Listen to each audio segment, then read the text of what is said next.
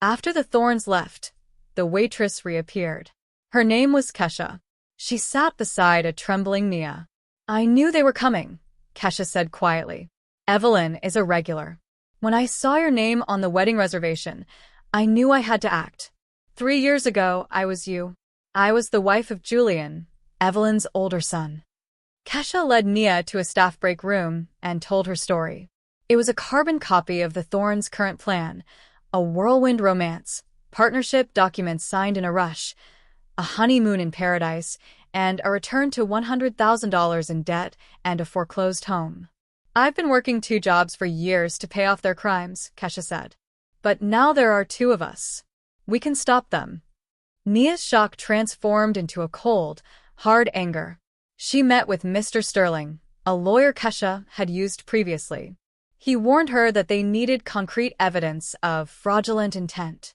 "You must return to Marcus," Sterling advised. "Play the part of the trusting bride. Record everything."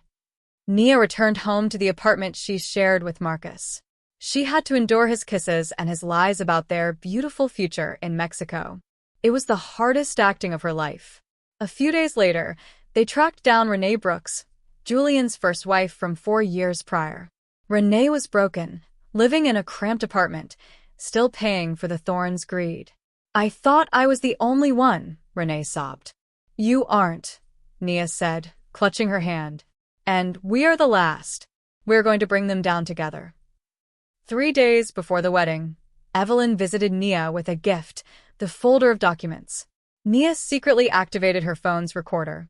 "It's just a formality, dear," Evelyn purred. "To make you a partner in the family business." "Is this my condo listed here?" Nia asked, feigning confusion.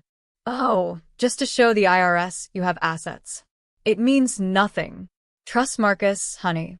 Nia smiled, knowing every lie was being captured for the police. Part 3. The Final Reckoning. Minutes 21 to 30. On Friday, Nia met with Kesha, Renee, and Mr. Sterling at the police station. They handed over the recordings, the photos of the predatory documents, and the testimonies of the 2 previous wives. The detective was floored by the systemic nature of the scam. "We have enough for a case," the detective said. "But to catch them red-handed, we need the signing ceremony." The next morning, the day before the wedding, Nia led Marcus and Evelyn to a notary office. She had insisted on using her own notary, a woman named Ms. Davids, who was actually working with the police. Undercover officers waited behind a 2-way mirror. Evelyn laid the papers out, her eyes gleaming with greed. "Let's get this done so we can celebrate tomorrow." The notary began to read. "Wait. These are loan agreements and a mortgage deed. Miss Vance, do you understand that you are taking on $150,000 in personal debt?" "What?" Nia asked, playing her part. Evelyn said this was for the LLC. "It's just legal jargon," Evelyn snapped. The doors burst open. Detectives entered. "Evelyn and Marcus Thorne, you are under arrest for conspiracy to commit fraud." The room exploded. Evelyn screamed, pointing a finger at Nia, calling her a traitor. Marcus stood frozen, his face ashen. "Nia, please," Marcus begged as they cuffed him. "I loved you. I didn't want to do this. You sat in that restaurant and agreed to ruin my life," Nia said, her voice steady and sharp. "You didn't love me. You loved my credit score. We are finished." The aftermath. The trial was a sensation. With 3 victims testifying, the Thorn system was dismantled.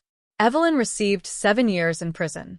Marcus and Julian received probation and were ordered to pay total restitution. Nia never had her wedding, but she found something better. She, Kesha, and Renee formed a bond that no debt could break. They started a support group for survivors of financial abuse. Eventually, Nia met David, a kind man who valued her for who she was, not what she owned. Sitting at the White Rose a year later with her friends, Nia looked at the wooden screen where it all began. She realized that while she had lost an illusion, she had gained her life.